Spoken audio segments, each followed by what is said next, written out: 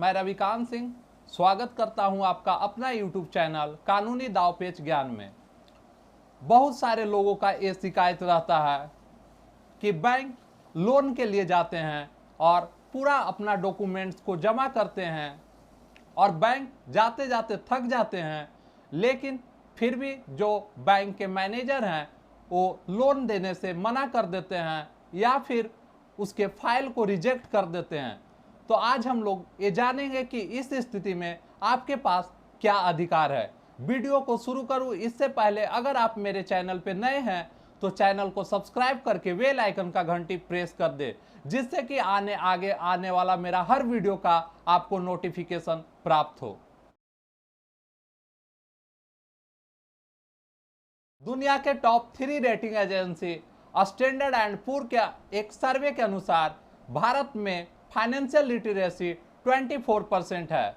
इसका मतलब यह है कि भारत में 100 में से ओनली 24% है जो लोन से संबंधित या फिर पैसे के मैनेजमेंट से संबंधित उसका बेसिक फंड यानी फंडामेंटल नॉलेज है।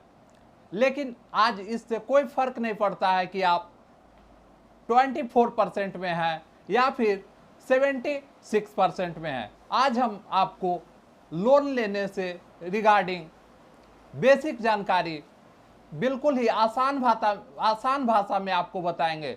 इसके लिए आपको पूरा वीडियो को देखना होगा। अगर आप बैंक जाते हैं लोन के लिए तो आपको इसके रिगार्डिंग जितना भी डॉक्यूमेंट्स होता है वो पूरा जमा करना होता है। लेकिन कई बार ऐसा भी होता है कि आपने पूरा डॉक्यूमेंट्स को जमा किया है, लेकिन फिर भी बैंक के मैनेजर जो हैं वो आपके डॉक्यूमेंट्स को यानी फाइल को रिजेक्ट कर देते हैं और बिना कोई कारण बताए हुए ही आपको लोन देने से मना कर देते हैं। जबकि ये बैंक मैनेजर का ये अधिकार नहीं है कि बिना कारण बताए हुए किसी को भी लोन देने से मना कर सकते हैं। अगर कभी भी आप लोन लेने के लिए बैंक जाते हैं तो सबसे पहले आपको ये करना है कि आप किस स्कीम के तहत लोन लेने के लिए जा रहे हैं और उस बैंक में एक आरटीआई लगाइए और उस आरटीआई में आप बैंक से पूछ सकते हैं कि आपने इस स्कीम के तहत कितने लोगों को लोन दिया है और इसके लिए क्या क्या डॉक्यूमेंट्स जमा करवाए हैं।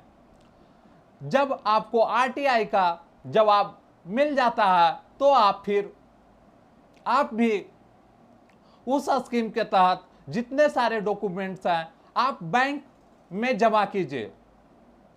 और अगर इसके बाद भी बैंक मैनेजर आपको लोन देने से मना कर देते हैं तो आप मीडिया में जा सकते हैं और ये बता सकते हैं कि उसी डॉक्यूमेंट्स के तहत किसी दूसरे पर्सन का लोन हुआ और मेरा लोन नहीं हुआ। या फिर कोई पत्रकार जो आपके निजी हैं उसे भी बता सकते हैं, या फिर आप चाहे तो बैंक में ही हायर अथॉरिटी में आप अपना कंप्लेन दर्ज करवा सकते हैं। आपके डॉक्यूमेंट्स अगर आपने सभी को फुलफिल किया है तो कोई कारण ऐसा नहीं है कि बैंक मैनेजर आपको लोन देने से इनकार कर सकते हैं। हाँ, एक कारण यह भी हो सकता है कि आपका सिविल स्कोर खराब हो। सिविल स्कोर कहने का मतलब अगर आपने पहले भी कोई लोन ले रखा है और उसका ईएमआई सही टाइम पे नहीं भरा है या फिर आप उसके ईएमआई को गैप किया है तो उससे जो होता है कि सारे बैंक का अपना टाई अप होता है और आपके सिविल स्कोर को डाउन कर देते हैं। तो उस केस में आपको ऐसा भी हो सकता है कि आपने सभी फाइल को यानी सभी डॉक्यूमेंट्स को सही तरीके से जमा किया, लेकिन फिर भी बैंक मैनेजर आपको लोन देने से मना कर देते हैं। क्योंकि अगर आपका सिविल स्कोर अच्छा नहीं है तो ये बैंक मैनेजर के पास अधिकार है कि वो आपको लोन देने से मना कर सकते हैं। हमें यह ध्यान में रखना है कि अगर आपने कोई पहले भी लोन लिया है, किसी भी प्रकार का लोन जैसे बाइक लोन या इससे संबंधित और भी किसी प्रकार का लोन लिया है, तो आपको अपना ईएमआई को सही टाइम पे भरना चाहिए, जिससे कि आपका सिविल स्कोर अच्छा बना हुआ रहे। सिविल स्कोर अच्छा है और आपने पूरा डॉक्यूमेंट्स को जमा किया है, तो ये बैंक मैनेजर लोन देने से इनकार नहीं कर सकते हैं। और अगर इनकार करते हैं तो आप उनसे बोल सकते हैं कि आप लिख करके ये दीजिए कि आप किस कारण से आप हमें लोन देने से इनकार कर रहे हैं, और फिर आप बैंक के हायर अथॉरिटी में कंप्लेन दर्ज करवा सकते हैं। और आपको अगर बिजनेस से संबंधित लोन लेना है तो 2 करोड़ रुपया तक के बिना बैंक में किसी भी अपने पूंजी को गिरवी रखे हुए बैंक से आप 2 करोड़ रुपया तक के लोन ले सकते हैं। बहुत बार हम ये देखते हैं कि अगर बैंक से लोन नहीं मिलता है तो लोग सरकार को कोसते हैं, लेकिन सरकार का इसमें कोई भी रोल नहीं है। बैंक लोन देना ये उस बैंक के मैनेजर या उससे ऊपर वाले अथॉरिटी पर डिपेंड करता है।